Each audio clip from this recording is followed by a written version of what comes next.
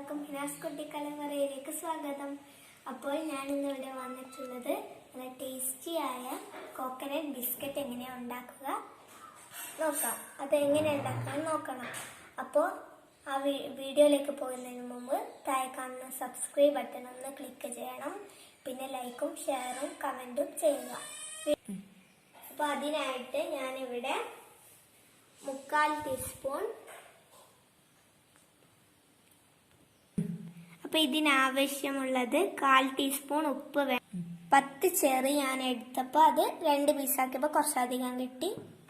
3/4 cup മൈദയും 1 cup sugar പൗഡറും 2 cup തേങ്ങയും നമുക്ക് ഇതിനാവശ്യമായിട്ട് വേണം. അപ്പോൾ ഇതിനായിട്ട് ഒരു വലിയ ബൗൾ എടുക്കുക. അതിലേക്ക് തേങ്ങ 2 കപ്പ് തേങ്ങ ഇട്ട് കൊടുക്കാം.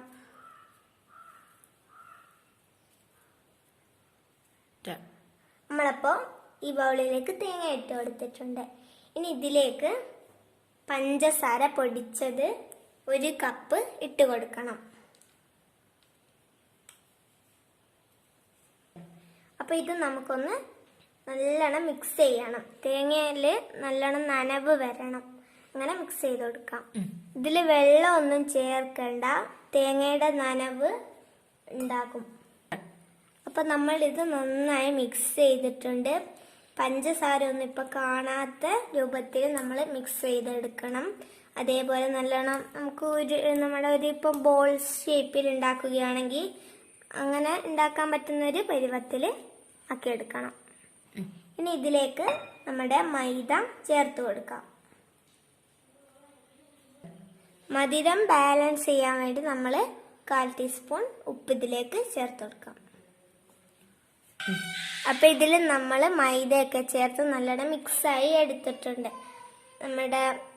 അപ്പോൾ ഞാൻ ഒന്നും കൂടി റെസിപ്പി പറയാം. ഫസ്റ്റ് തേങ്ങ 2 കപ്പ് തേങ്ങ എടുക്കുക. അതിലേക്ക് ഷുഗർ പൗഡർ 1 കപ്പ് ചേർത്ത് കൊടുക്കുക. പിന്നെ അതിലേക്ക് അത് നന്നായി മിക്സ് ചെയ്ത് കഴിഞ്ഞാൽ അതിലേക്ക് നമ്മുടെ മൈദ ഇട്ട് കൊടുക്കുക. ഉപ്പും ഇട്ട് കൊടുത്ത് നല്ലോണം മിക്സ് ചെയ്ത് എടുക്കണം. ഇനി ഇത് നമുക്കൊന്ന് നല്ലൊരു ഷേപ്പിലാക്കി എടുക്കണം. ഞാനിവിടെ ഒരു റൗണ്ട് ഷേപ്പിലാണ് ആക്കിയെടുക്കുന്നത്.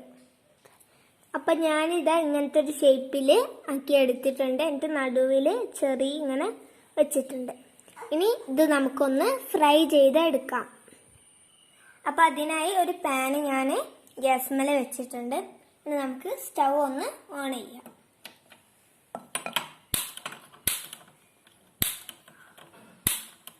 അപ്പോൾ സ്റ്റൗ ഓൺ ആക്കിയിട്ടുണ്ട്. ഇനി ഇതിലേക്ക് നമുക്ക് ഓയിൽ ചേർത്ത് കൊടുക്കാം.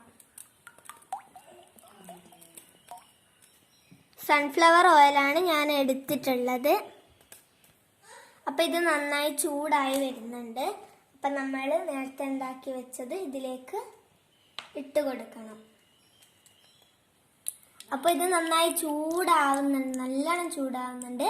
അപ്പോൾ ഇതിലേക്ക് നമ്മുടെ നേരത്തെ ഉണ്ടാക്കി വെച്ചത് ഇട്ട് കൊടുക്കാം. അപ്പോൾ ഇതിലേക്ക് ഇട്ട് കൊടുക്കാം.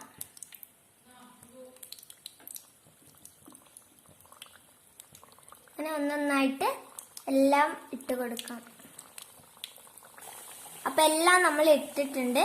നമുക്കിതൊന്ന് ഫ്രൈ ചെയ്ത് നല്ല പൊരിച്ചെടുക്കണം. മീഡിയം ഫ്ലെയിമിൽ ഇട്ടിട്ടാണ് പൊരിക്കാൻ. അപ്പോൾ ഇന്ന് നമ്മൾ ഉണ്ടാക്കിയ ബിസ്ക്കറ്റ് ഇത് അവിടെ റെഡി ആയിട്ടുണ്ട്. അപ്പോൾ കുറച്ച് ചൂടുണ്ട്, അതൊക്കെ ഒന്ന് ആറണം, എന്നിട്ട് നമ്മൾ ടേസ്റ്റ് ചെയ്യണം. അപ്പോൾ ഈ വീഡിയോ ഇഷ്ടപ്പെട്ടവർ ലൈക്കും ഷെയറും സബ്സ്ക്രൈബും കമൻറ്റും ഒക്കെ ചെയ്യുക. എല്ലാവരും ട്രൈ ചെയ്ത് റിപ്ലൈ അയക്കുക. അപ്പോൾ ഇന്നത്തെ വീഡിയോ നമ്മൾ വൈൻഡപ്പ് ചെയ്യുകയാണ്. Bye bye.